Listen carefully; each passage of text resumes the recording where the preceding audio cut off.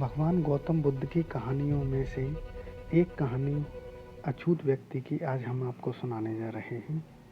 एक दिन गौतम बुद्ध अपने शिष्यों के साथ एकदम शांत होकर बैठे हुए थे। उन्हें इस तरह से बैठे देखकर उनके शिष्य चिंता करने लगे कि कहीं अब वह अस्वस्थ तो नहीं है। तभी उनमें से एक शिष्य ने पूछा कि आज आप इस प्रकार मौन क्यों बैठे हैं? क्या हम शिष्यों से कोई गलती हो गई है? फिर अचानक उनमें से एक शिष्य ने कहा, भगवान क्या आप अस्वस्थ हैं? इस पर भी बुद्ध ने कुछ नहीं कहा और मौन रहे। किसी को कुछ भी समझ नहीं आ रहा था। सभी ने सोचा कि बुद्ध को आखिर हो क्या गया है। तभी अचानक से एक हाँफता हुआ आदमी वहाँ पहुँचा। उसको बुद्ध के पास पहुँचने से पहले उसके शिष्य ने उसे रोक लिया। शिष्यों के द्वारा रोकने पर वह आदमी जोर जोर से चिल्लाने लगा और बोला, गुरुजी आप मुझे अंदर आने से रोक क्यों रहे हैं और मुझे अंदर आने की अनुमति क्यों नहीं मिल रही है? एक शिष्य ने कहा, हम तुम्हें गुरुजी की आज्ञा के बिना अंदर जाने की अनुमति नहीं दे सकते हैं। इतना सुनते ही व्यक्ति अब और भी ज़्यादा जोर जोर से चिल्लाने लगा। उसके चिल्लाने से बुद्ध को अपनी आंखें खोलनी पड़ी।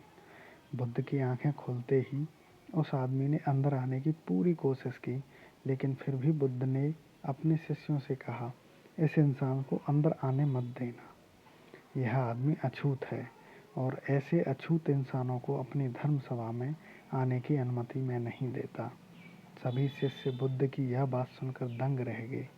शिष्यों ने सोचा कि भगवान बुद्ध कब छूत अछूत जैसी बातों पर विश्वास करने लगे हैं।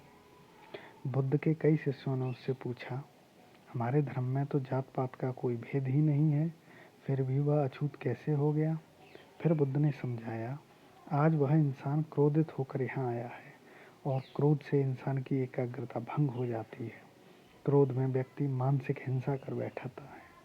इसीलिए जब तक क्रोध में रहता है वह अछूत ही माना जाएगा।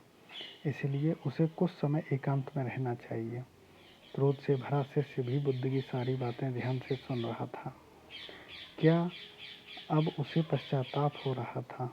अब वह समझ चुका था कि अहिंसा ही महान कर्तव्य और परम धर्म होता है।